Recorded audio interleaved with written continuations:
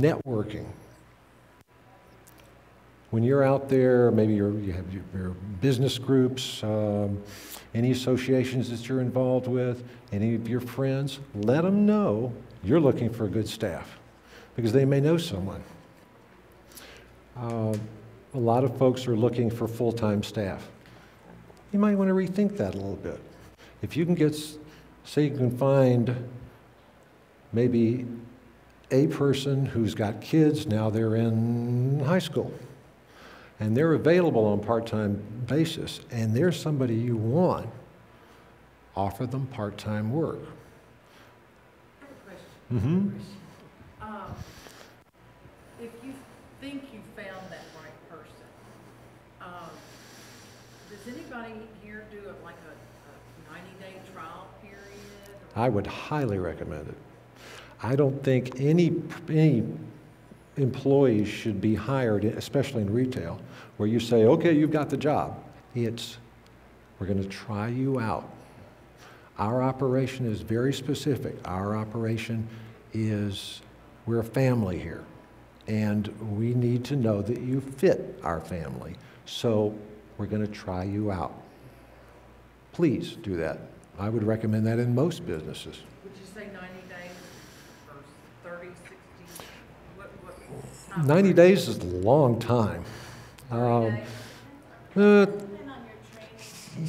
Yeah, maybe, let's think in terms of about 60 days. If you've got to ramp them up with a lot of information, then there needs to be a lead time.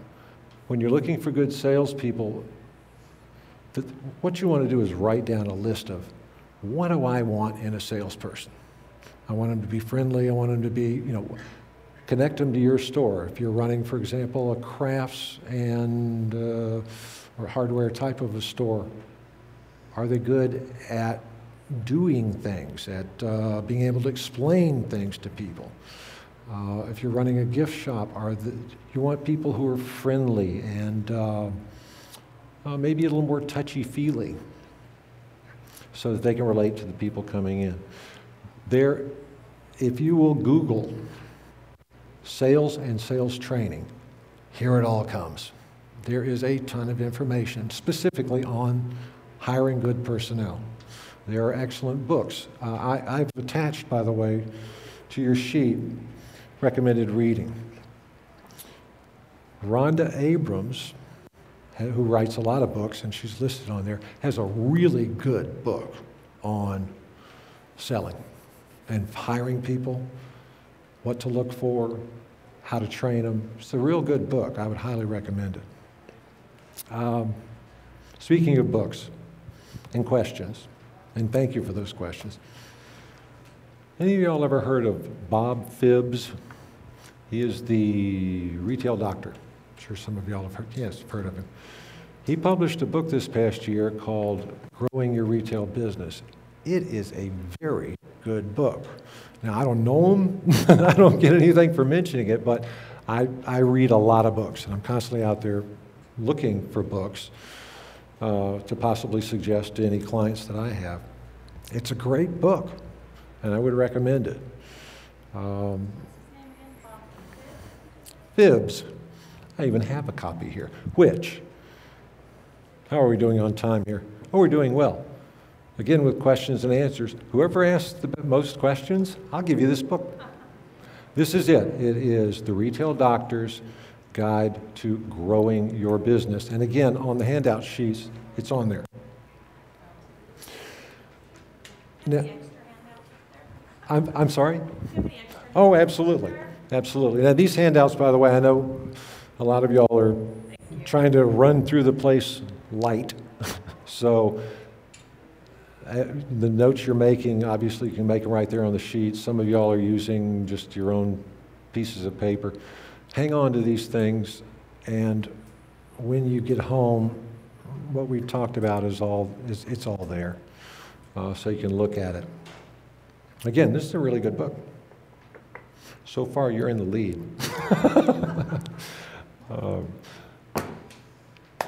Questions? Yes, sir.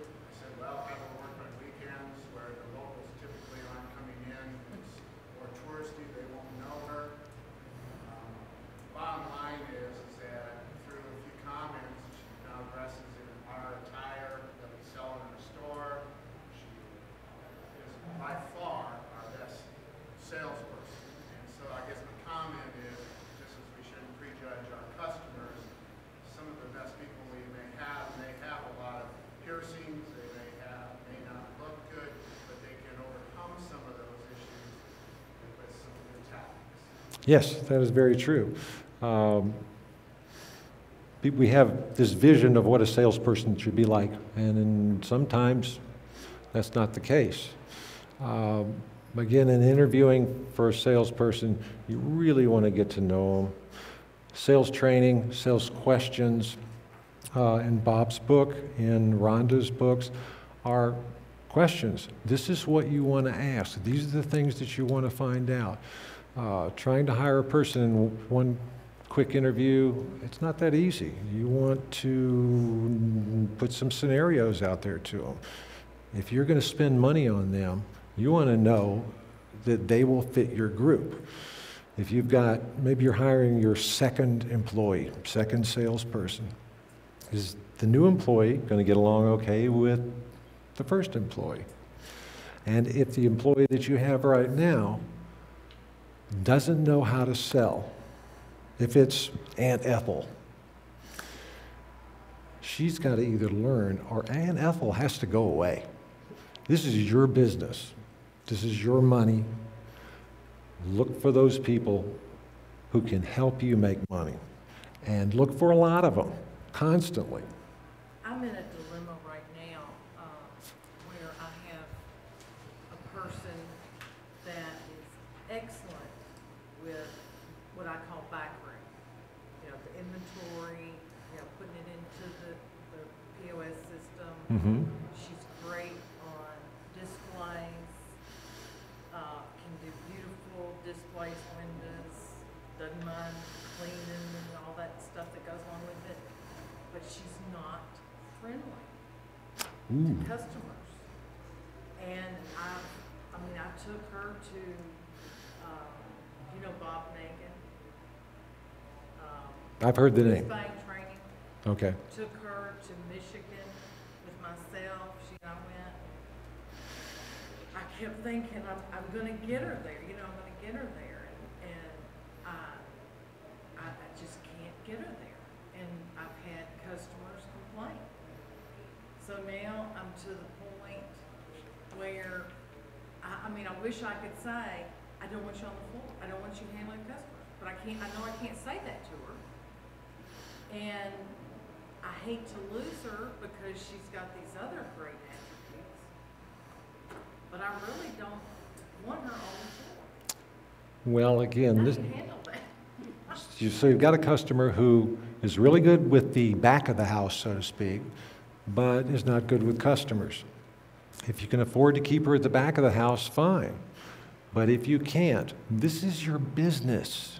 She is costing you money, okay? My recommendation is look for somebody else. You don't have to just fire her today, but time to start looking, because if you get a customer complaint on an employee, that is the kiss of death. There's more people that, if I've got one complaint, I'm sure there's more people. Exactly. Who's walked out and who is not going to recommend your place because they didn't have a good experience, who you never even heard about. Yes? Comment. Maybe she doesn't know specifically what is expected of her, even though it seems obvious that we expect our people to be good salesmen. For her success is in how beautiful the displays are, how she is really good at the fine, making sure that the scan codes are. So at this point, you're really frustrated. I think the discussion would be good to say, here's what you need to work on. You're really good at this, this, this, and this. Here's what you need to work on. Here are 5 things. And you've got 30 days to figure that out. I will help you in any way I can. Here are all the tools. Let's work on it together. But after 30 days, if it's not working, then there's a better place for you. Mm-hmm. That's a very good point. If you do want to, if you've got somebody who's in some way beneficial to your company, if you can train them, if you can let them know what it is that you want done and give them a deadline, great. How long has this person worked for you? About 3 years. Okay. And the thing is, she's not consistent. She's not consistently rude or consistently nice. You know, I'll be back there, you know, just really trying to listen to how she's gonna connect with that person coming in, that next person. And she'll be great. But then I've seen where she's not so great. Well, Yeah, it's a tough one. again, this is But your, you're right. it's your money. It does begin to be a family, in a small business. Right. It's hard. Yeah, it is a family, and as you start to add employees, they need to understand exactly what's expected of them. And this is where you basically have two things that employees need to have. They need to have a list of what is expected by the business, meaning these are the things that everybody must do. You will wear a certain thing, you'll show up on time, these things.